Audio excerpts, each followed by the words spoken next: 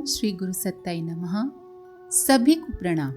पिछले वीडियो में हमने परम पूज्य गुरुदेव के प्रवचन के कुछ अंश सुने। परम पूज्य गुरुदेव कहते हैं, आज हम अध्यात्म से कोसों दूर चले गए हैं। अध्यात्म के नाम पर सिर्फ दिखावा और ढकोसला ही रह गया है। आइए सुनते हैं परम पूज्य गुरुदेव के प्रवचन का बाकी हिस्सा। मैं कल आपको बता रहा था कि भगवान की साधना से लक्ष्मी प्राप्त नहीं होती। अगर आप कहेंगे कि होती है तो अमेरिका, जो कि दुनिया का सबसे अमीर मुल्क है, क्या वहाँ श्री सूक्त का पाठ किया जाता है? क्या उसने सूक्तों के पाठन से ही भौतिकता को प्राप्त किया है?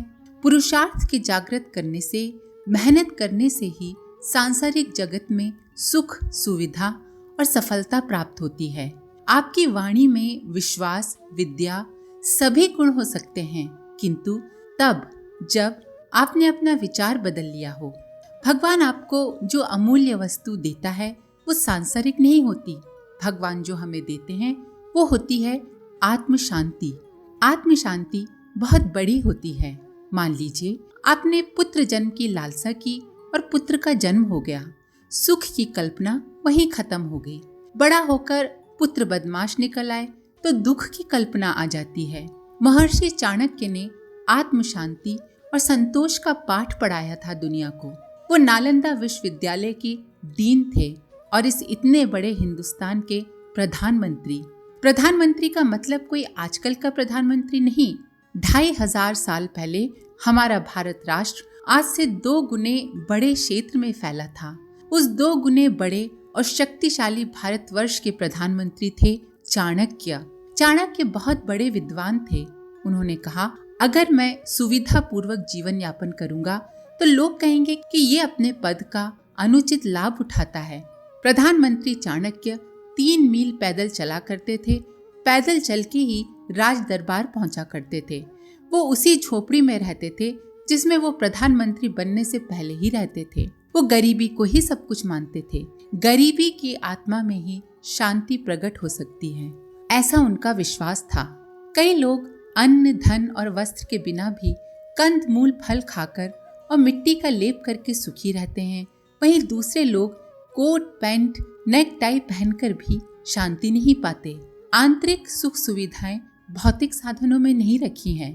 प्राचीन ऋषियों ने शांति का दर्शन बताया था। मित्रों, मैं भी शांति का दर्शन बताना चाहता हूँ और मेरा नया दर्शन और अन्य ऋषियों का प्राचीन दर्शन एक ही है। बीच के युग का अध्यात्म भूले भटकों का अध्यात्म है। नया और पुराना अध्यात्म एक ही था, मनुष्य में देवता जगाने का। आपने मध्य युग में मांगना सीख लिया। चले जाओ हनुमान जी के पास, कह डालो प्रशंसा के शब्द और अभीष्ट पूरा हो जाएगा। चले जाओ किसी ज्योतिषी के पास और पूछ डालो, अमुक चीज मेरे भाग्य में है या नहीं। सभी ने मांगना सीख लिया। साईं बाबा के पास गए तो मांगने के सिवाय और कुछ नहीं। आपने केवल यही अध्यात्म जाना है और ये अध्यात्म भिखारियों का अध्यात्म है। पंडित से लेकर साधारण व्यक्ति तक भिखारी बने हुए हैं। जो देता है वो देव होता है और जो लेता है वो लेव होता है। यही परंपरा चालू है। हम भगवान के पास जाते हैं और कहते हैं, भगवान आप हमारे लिए क्या लाए? भगवान कहते हैं, तुम मेरे लिए क्या लाए हो? आप कहते हैं, गुरुजी कुछ तो दिला दो भगवान से, पर भगवान नहीं मानते। वो कहते हैं, पहले मुझे भक्त से कुछ दिलाओ। मैं आपसे कहता हूँ कि जरा समाज सेवा किया कीजिए, और आप कहते हैं ये समाज सेवा क्या होती है? कहते हैं, अरे भाई, आधे घंटे का समय हमारे पास कहाँ है? बेटे पोते खिलाने के लिए समय है, पर समाज सेवा के लिए नहीं है। आपने जीवन भर कमाया और बेटे पोतों को दिया, और मान लो आज आपने संन्यास धारण कर लिया और किसी ने पूछा कि अब क्या करोगे, तो आपका उत्तर होगा, भीख मांगूंगा। भीख से जो कुछ बचेगा उसको भी बेटे पोतों के यहाँ भेज दूंगा। अगर आप सही अर्थ में आध्यात्मिक हैं तो आप लेने का नहीं, देने का सोचेंगे। मैं दूसरों को क्या दे सकता हूँ? पर आपने तो अपना सब कुछ बेटों को, पोतों को दे दिया। स्कूल, सामाजिक संस्था, सामाजिक कार्य में कुछ दिया ही नहीं। इस तरह का बेईमान, चालाक और दुष्ट अध्यात्म इस समय है। ऐसी ही विषम परिस्थितियों में 2 टूक बातें करने के लिए मैंने आपको शिविर बुलाया। अगर आप अपने ख्वाबों की पूर्ति करना चाहते हैं तो चरित्र एवं पुरुषार्थ को बढ़ाना होगा। जिस दिन आप केवल भगवान पर आश्रित हो जाएंगे, उस दिन आपकी प्रगति रुक जाएगी। जिस दिन आपका अपने ऊपर से विश्वास उठ जाएगा, आपकी प्रगति रुक जाएगी। जिसको अपनी भुजाओं पर विश्वास नहीं होता, वो कुछ नहीं कर सकता। आपने ईश्वर को समझा ही कहाँ है? आपने तो उसे खिलौना समझा है। अगर समझते तो आपके सोचने का तरीका ही कुछ और होता, आपका व्यवहार प्रेममय होता। पर वर्तमान का तरीका अध्यात्मवाद का नहीं है। आप रोने वाले, शिकायत करने वाले इंसान हैं और इसी वजह से अपना मानसिक संतुलन बिगाड़ते चले जा रहे हैं। मित्रों, मैं आपके उत्साह को मंद नहीं करना चाहता, बल्कि उसे 100 गुना बढ़ाना चाहता हूँ। मैं आस्थाओं से भाग जाने वाली बात नहीं करता, पर आपके पास आस्था है ही कहाँ? अगर होती तो ईश्वर पर विश्वास रखने वाले क्या कभी विश्वासघाती, निष्ठुर हुआ करते हैं? ईश्वर पर विश्वास करने वाले क्या बेईमान और चोर होते हैं? अफीम पकड़ने वाले केवल सुगंध से ही अफीम पकड़ लेते हैं। अध्यात्म की भी गंध होती है। जब समय आता है तो चारों ओर फैल जाती है। एक एक कण घरों में प्रवेश कर वातावरण में शांति उत्पन्न कर देती है। सभी व्यक्ति एक दूसरे के प्रशंसक बन जाते हैं, एक दूसरे की सिर्फ अच्छाइयाँ देखते हैं, एक दूसरे के सद्गुणों को देखते हैं। उनके विचार और शैली देखकर अन्य भी धन्य हो जाते हैं। अध्यात्म की व्यवस्था का स्वर्ग आपके घरों में मिलता रहता है, पर आपने इस शरीर को भगवान का मंदिर समझा ही कहाँ है? आपने तो इसे चाय, कचौड़ी, पकौड़ी, भांग, गांजा, चरस, शराब, न जाने क्या क्या खिला पिलाकर होटल बना दिया है। आपने इंद्रियों को कहाँ रोका? उन पर नियंत्रण करते तो शरीर का मजा आ जाता। अनियंत्रित खान पान से आपने अपने पेट को घायल कर दिया। गर्दन दबोचा हुआ आपका आमाशय करहा रहा है कि आप ये ऊल जलूल पदार्थ खिलाकर मेरी हत्या करते हो। जो जीभ के चटोरे होते हैं वे अपना जीवन बर्बाद कर लेते हैं। आपके शरीर का वर्ण गुलाब की पंखुड़ी की तरह चमक रहा था, पर आपने उसे गंदी नाली में बहा दिया। जब बुढ़ापा आता है तो आपको नींद नहीं आती और कहते हैं क्या मुसीबत हमारी जान को आ गई।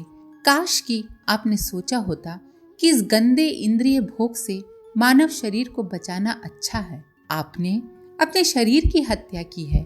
आपने सिद्धांतों की बातें की हैं, पर उन पर कभी चले नहीं।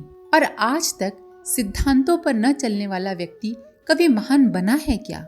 आदर्श विहीन मानव शैतान हो जाता है।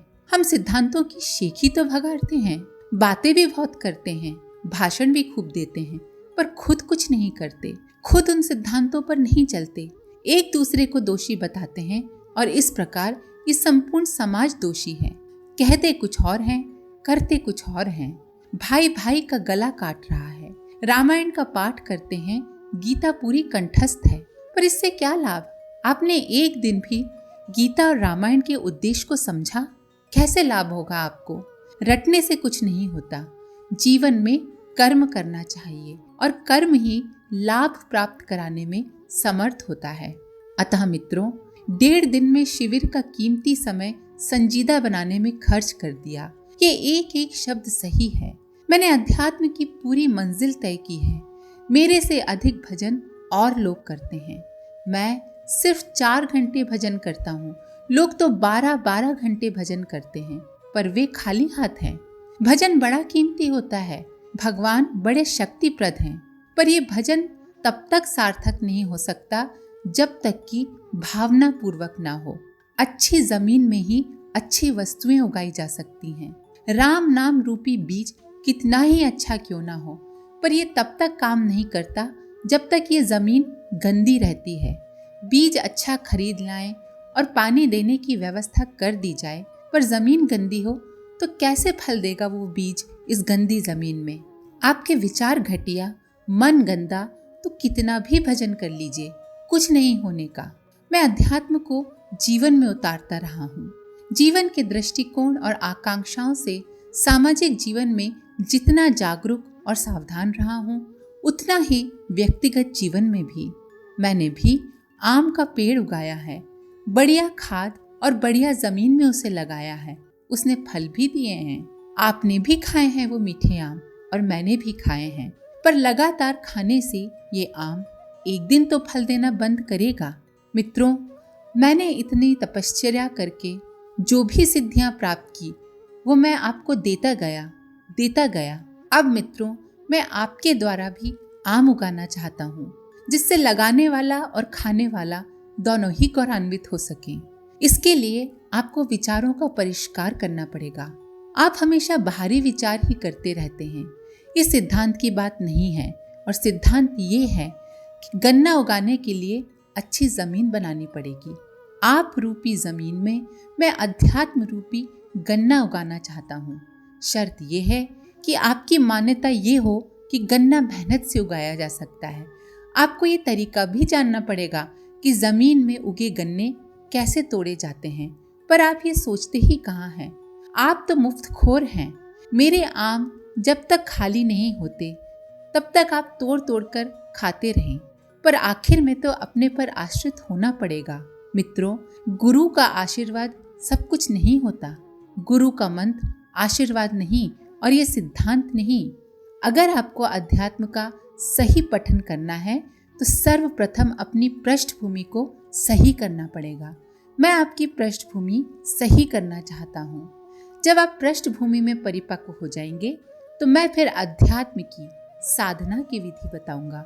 मैं चाहता हूँ कि आप गंभीरता से इस पृष्ठभूमि को समझकर अपने विचारों में प्रवेश करें। अगर आपकी पृष्ठभूमि सही हो गई तो आप महान बन सकते हैं, ऋषि बन सकते हैं और सर्वस्व प्राप्त कर सकते हैं। छोटे छोटे कार्य करते हुए भी महान बन सकते हैं। बस आज का समय समाप्त हो गया। आज के लिए इतना ही। अपने विचार कमेंट बॉक्स में जरूर लिखें। आप सभी का धन्यवाद। ओम शांति। हमारे YouTube चैनल को सब्सक्राइब करें और बेल आइकन को दबाकर ऑल पर क्लिक करें ताकि आने वाले सभी वीडियोस की नोटिफिकेशन आपको मिलती रहे।